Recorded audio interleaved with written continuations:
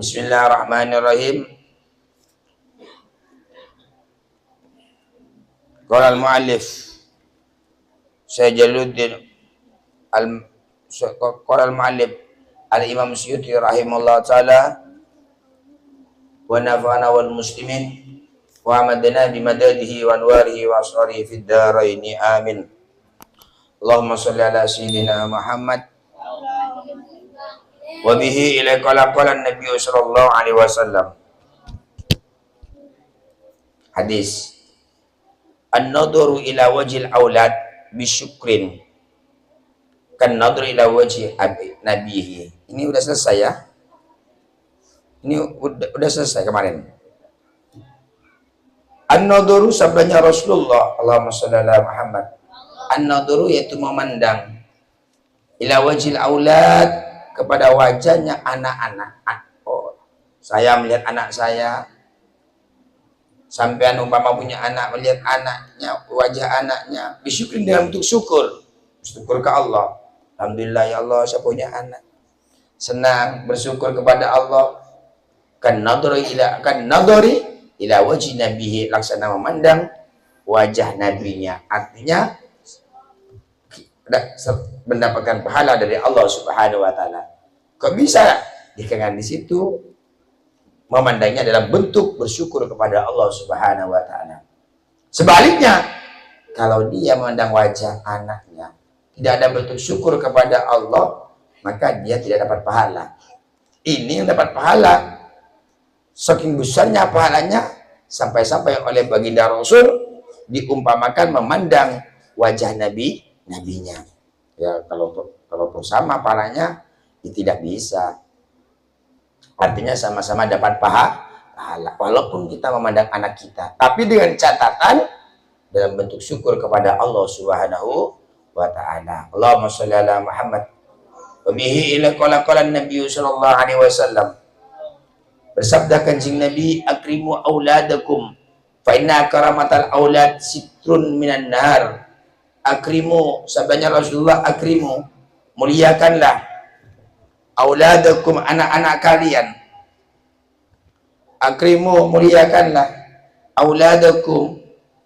Akrimu, muliakanlah, hargailah auladakum, anak-anak kalian. Fa inna karamatal aulad, maka sungguhnya mulianya anak-anak sitrum minan nari, itu merupakan penghalang dari kobaran api neraka. Jadi ini anjuran bagi seorang wali, seorang orang tua, muliakanlah anak-anaknya. Artinya didik ke jalannya Allah Subhanahu wa taala. Bukan berarti anak lewat orang tuanya harus berdiri, bukan. Atau anaknya mau sholat diamparkan sejadahnya, direntangkan sejadahnya, bukan. Maksudnya akrimu auladakum tersebut, muliakanlah anak-anak kalian. Artinya didik anak-anak kalian biar dia kenal kepada Allah.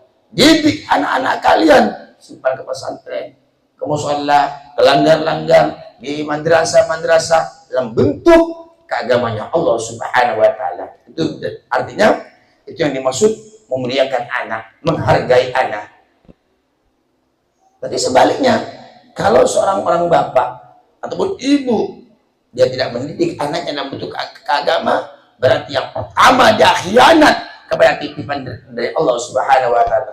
Yang nomor dua, orang tua tersebut yaitu merupakan tidak memuliakan anaknya. Buktinya tidak dijaga sholatnya, tidak dijaga puasanya, tidak dijaga pendidikan agamanya. Berarti orang tua tersebut, orang tua yang akan dipertanggungjawabkan insya Allah. Orang tua yang seperti itu bentuknya, berarti dia akan celaka dunia, lebih-lebih di akhirat. Akrimu auladakum, didiklah anak-anak kalian, sabdanya Rasulullah. Akrimu, muliakanlah anak-anak kalian, baik anak tersebut laki ataupun perempuan. Didik anak-anak kalian dalam bentuk keagama, laki-laki ataupun perempuan. Mengapa? Fa inna karamatal aulad, maka sungguhnya mulianya anak-anak kita tersebut. Anak, di saat anak mulia, di saat anak sholat, di saat anak puasa, di saat anak jadi anak soleh dan solehah, itu keuntungan bagi orang tua. Apa? Sitrun minan nar, ya hal itu merupakan penghalang dari api neraka. Andai kata bapaknya untuk ditakdirkan masuk neraka, tapi dia punya anak soleh, anak ibadah, sholat, berzikir, baca sholawat, maka orang tua tersebut yang awalnya masuk neraka tidak jadi untuk masuk neraka. Sebab apa? Sebab dia meninggalkan anak soleh, dia meninggalkan anak yang berpikir kepada Allah, yang melakukan perintah Allah, menjauhi larangan Allah Subhanahu wa taala. Jadi anak bisa bermanfaat kepada orang tua bisa bermanfaat kepada anaknya. Ini namanya. Keberuntunglah kalau seseorang tersebut dia punya anak soleh, dia punya anak ngaji, punya anak mondok, punya anak patuh kepada Allah dan Rasulullah. Tidak bisa jadi orang soleh kecuali dia punya ilmu agama. Makanya sampai itu ngaji betul-betul semangat, masuk madrasah, ngaji, kalau bisa mondok, biar kalian tidak celaka di dunia dan akhirat, dan orang tua kalian beruntung dunia di akhirat. Jadi kembali pembahasan mulianya anak kembali kepada orang tua. Semua yang anak kerjakan kebajikan, maka kembali pahalanya juga kepada orang tua. Karena tanpa orang tua tidak ada anak.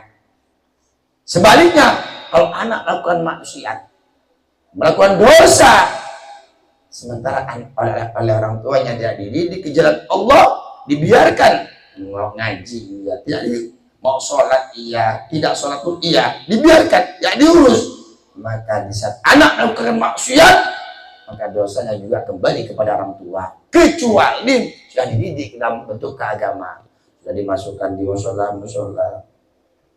sudah dididik atau di mondok atau sudah disekolahkan ke madrasah atau disekolahkan ke pondok-pondok, lalu anak keluar dari pondok, naudzubillah, lalu anak masih bermaksiat, melakukan dosa, maka orang tuanya tidak dosa. Mengapa? Karena anak sudah dididik dalam bentuk keagamanya Allah Subhanahu wa taala. Makanya semoga kita punya anak keturunan sholihin sholihat, ahli ilmu, ahli ibadah, sukses selamat dari dunia sampai akhirat.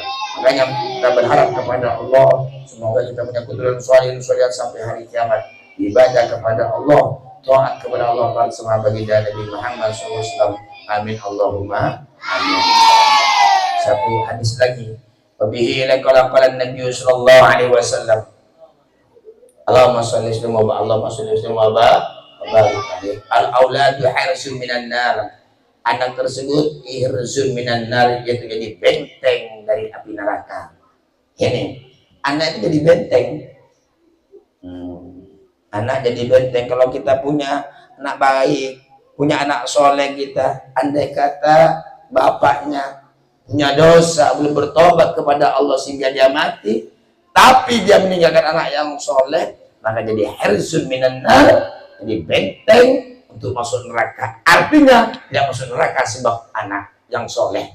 Wal aklu mahum bara'atu minan nar, dan makan dengan anak, kita makan dengan anak, bara'atu minan nar, yaitu bisa melepaskan di api neraka. Kita bersyukur bisa hidup, kita bersyukur bisa dikasih rezeki oleh Allah, kita bersyukur bisa ngumpul sama anak. Itu merupakan salah satu pelepasan diri kita kepada dari api neraka. Artinya dapat pahala dari Allah Subhanahu wa taala. Wa karamatuhum jawazun ala syirat, wa karamatuhum, adapun kemuliaannya anak.